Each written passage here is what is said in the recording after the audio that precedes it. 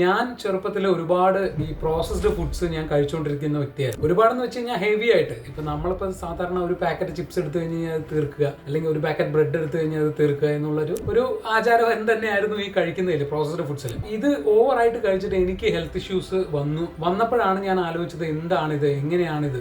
ചേട്ടാ, നമ്മളിപ്പോൾ process food ഒരുപാട് പറഞ്ഞു, നമ്മൾ ഒരുപാട് കേൾക്കുന്നതാണ്. പ്രോസസ് ഫുഡ് എന്ന് പറഞ്ഞാൽ ഒരുപാട് കേട്ടുള്ള കാര്യമാണ്. What is process food? അതൊന്ന് ലിസണേഴ്സിന് വ്യക്തമായി മനസ്സിലാവുന്ന രീതിക്ക് ഒന്ന് ക്ലിയർലി ഡിഫൈൻ ചെയ്യാൻ പറ്റുമോ? What is classified as processed foods എന്ന് പറഞ്ഞു കഴിഞ്ഞാൽ ഇപ്പോൾ ഓയിലി ഫ്രൈ ചെയ്ത സാധനം, ഒന്നില്ലെങ്കിൽ ഒരുപാട് തവണ ഫ്രൈ ചെയ്ത ഓയിലായിരിക്കും അത് ഫ്രൈ ചെയ്തിട്ടുണ്ടാവുക. ഇത് കേടുവരാതിരിക്കാനുള്ള സോഡിയം ബെൻസോയിറ്റ് പോലുള്ള കെമിക്കൽസ് ആഡ് ചെയ്യും. കാരണം ഇത് കേടുവരാതിരിക്കണം പാക്കറ്റിനകത്ത്. ഇതിന് ലോങ് ലൈഫ് കിട്ടണം, മിനിമം 6 മന്തോ അല്ലെങ്കിൽ 1 ഇയർ എങ്കിലും ലോങ് ലൈഫ് കിട്ടണം. പിന്നെ മാത്രമല്ല ഈ പ്രോസസ്ഡ് ഫുഡ്സിൽ ആർട്ടിഫിഷ്യൽ ആയിട്ടുള്ള കളേഴ്സ്, ഫ്ലേവേഴ്സ്, ഈ ആർട്ടിഫിഷ്യൽ ഒക്കെ പറയുന്നത് നമ്മൾ ലാബിൽ കെമിക്കലി ക്രിയേറ്റ് ചെയ്യുന്ന സാധനമാണ്. നാച്ചുറൽ ആയിട്ട് യാതൊരു ബന്ധവുമില്ല ഇതിന്. ഇതെല്ലാം കൂടെ മിക്സ് ചെയ്ത് വരുന്നതാണ് ഈ ഹൈലി പ്രോസസ്ഡ് ഫുഡ്സ്. നമ്മൾ ഇത് എപ്പോഴെങ്കിലും കൺസ്യൂം ചെയ്യുന്നതുകൊണ്ട് നമുക്ക് പ്രശ്നമല്ല. പക്ഷേ നമ്മൾ നോക്കൂ, ചിലപ്പോൾ ഒരു തവണ നമ്മൾ ഈ ഒരു ചോക്ലേറ്റ് കഴിച്ചു കഴിഞ്ഞാൽ ഓക്കെ, അത് കഴിഞ്ഞ് കഴിഞ്ഞാൽ ചിലപ്പോൾ നമ്മൾ ചിപ്സ് കഴിക്കും, ഫ്രൈഡ് ചിപ്സ് കഴിക്കും. ഇങ്ങനെ ഓരോന്നായിട്ട് കഴിക്കുമ്പോൾ നമ്മൾ ആലോചിക്കുമ്പോൾ നമ്മൾ ഒരെണ്ണമല്ലേ കഴിച്ചുള്ളൂ, ചോക്ലേറ്റ് നമ്മൾ ഒരെണ്ണമല്ലേ കഴിച്ചുള്ളൂ. സോഫ്റ്റ് ഡ്രിങ്ക്സുകൾ കുടിക്കാറുണ്ട്, മിക്സ്ഡ് ഫ്രൂട്ട് ജ്യൂസ് കുടിക്കാറുണ്ട്. ഇതിലെല്ലാം ഈ സാധനങ്ങൾ